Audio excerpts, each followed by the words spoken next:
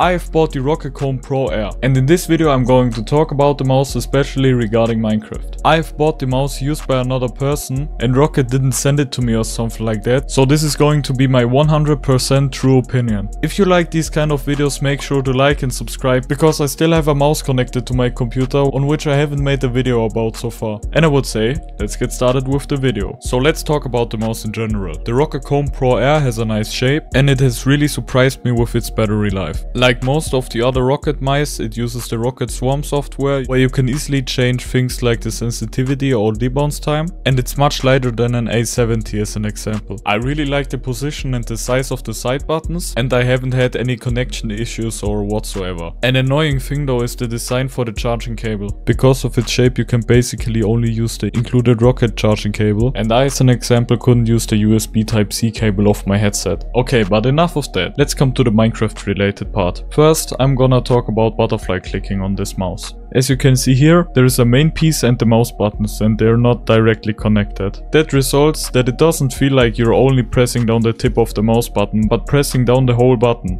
This might sound a bit weird, but it's probably the best way to describe it. You can kind of fix that with creating a direct connection between the buttons by putting tape on it. I've also noticed if you're just butterflying on the mouse like it is, you're getting less CPS and it feels like you're not even double clicking. But by making a connection with the tape, I can see an increase in my CPS. Otherwise, I like the mouse for butterfly clicking and I can aim pretty good while doing it. Also, the mouse wheel isn't annoying or something like that, which is always important. Now I will show you some butterfly clips with this mouse, so you get an idea of how many CPS I get during a fight or something like that. And on the top right you can see if I made the connection with the tape or I'm just playing with the mouse like it is. And if you're wondering which texture pack I've been using, this is my 250k texture pack. Right now we're on 248,000 subscribers. So if you want a texture pack and you aren't subscribed already, make sure to subscribe.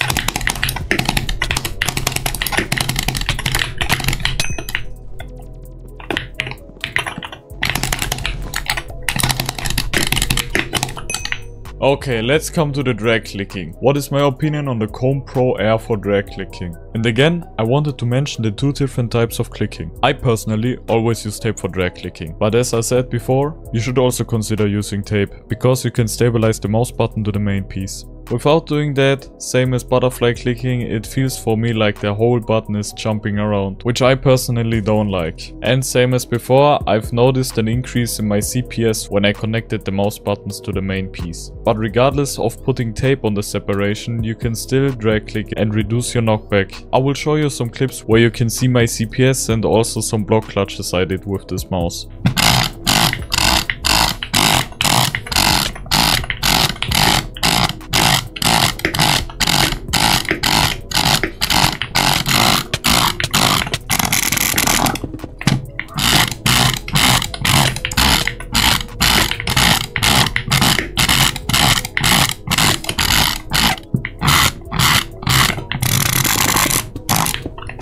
This mouse is not bad for drag clicking, but it doesn't come close to my modded bloody A60. Also, because of the mouse button separation, you have less surface to drag click on. That's why it wouldn't be possible for me to do my usual longer clutches. Okay, let's come to the maybe most interesting point. Bridging. I know that many bridgers use this mouse, but I personally didn't like it that much. For me, the mouse is maybe even too light, and I never know which one of the two clicking types I should use. Either the one with the tape on the separation or the other one. Also, I've noticed sometimes when I'm aiming down for the start of a telebridge or something, the mouse doesn't move in one fluid motion, but rather in smaller steps. I know that might be a problem from my side, but I've never had that with my A60, A70 or all my other mice before, so this is definitely something I've noticed and I wanted to inform you about. I haven't learned speed telebridging yet, and I thought that the Roccat Kone Pro Air might help me learning it, but I've noticed that I prefer another mouse way more for telebridging or even speed telebridging. The mouse also has grooves on the side. I guess they are for better grip,